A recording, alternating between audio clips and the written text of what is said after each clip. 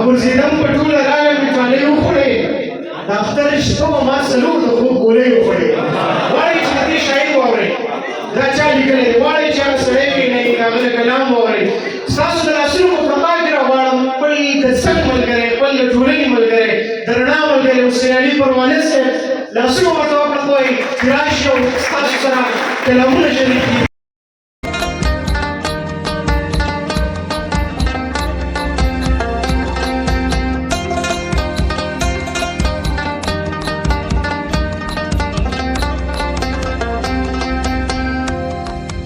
علیکم داول ټولو هغلو بېلونو ته هرکلی وایم او شعرونه به یو څو ویم چې دیدن ته چې مې ستا کله نصیب را پیدا کېږي دیدن ته چې مې ستا کله نصیب را پیدا کېږي نو څوک به پکې خامخا رقیب را پیدا کېږي دیدن ته چې مې ستا کله نصیب را پیدا کېږي نو څوک به پکې خامخا رقیب را پیدا کېږي او یارانو زه به پروت یم د ملونو خاورو لاندې یارانو زه به پروت یم د ملونو خاورو لاندې علاج ده د زړګي چې مې طبیب را پیدا کېږي مننه او یا خدای څرته بل د دې ولس غمخوار پیدا کړي یا خدای څرته بل د دې ولس غمخوار پیدا کړي مهدي خو به قیامت ته قریب را پیدا کېږي مننه چې یو ظاهره ده د باز جاله د باز د بچو کور وي ظاهره د باز جاله د باز د بچو کور وي غریب کله غریب ابن غریب را پیدا کېږي ظاهره د باز جاله د باز د بچو کور وي غریب کله غریب ابن غریب را پیدا کېږي او روحاني بابا د الله په دا نغمه په ژوندانه لیکلي وو چې ساحل ژوندی دی خو روحاني بابا شوی دی نو ساحل او روحاني خو لا ژوندی دی خیال یې وکړئ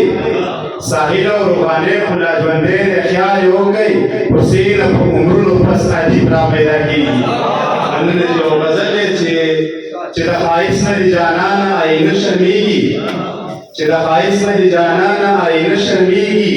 زما نظر په ستا د سترګو څنګه نه شرمېږي مننه او د خدای دپاره په ژوندون داسې کردار ونه کړې د خدای دپاره په ژوندون داسې کردار ونه کړې چې د په نوم باندې سبا ټول پښتانه شرمېږي او چې زه به څنګه ستا نه سوال د یارانې کومه چې زه به څنګه ستا نه سوال د یارانې کومه زه چې د خدای نه هم څه غواړم زما پله شرمېږي مننه بل شعر دی چې پخوانو پیغلو د سرتور سربزان بد ښکارېدو پخوانو پیغلو د سرتور سربزان بد ښکارېدو اوسنۍ پیغلې چې په سر کړي نو پټه شرمېږي مننه او د نن رواج څه داسې لوبې شروع کړي دي چې د نن رواج څه داسې لوبې شروع کړي دي چې داغ دې پاتې شي بېداغه خلک وشرمېږي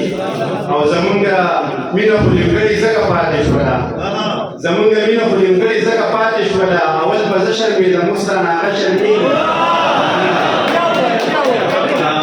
زمونږ مینه خو نیمګړې ځکه پاتې شوله اول به زه شرمېدم اوس رانه هغه شرمېږي او اخرنی شعر دی چې هغه به څنګه ماته اظهار د خپلې مینې کوي هغه به څنګه ماته اظهار د خپلې مینې کوي زما د سترګو نه چې داسې پروانه شرمېږي ډېره مننه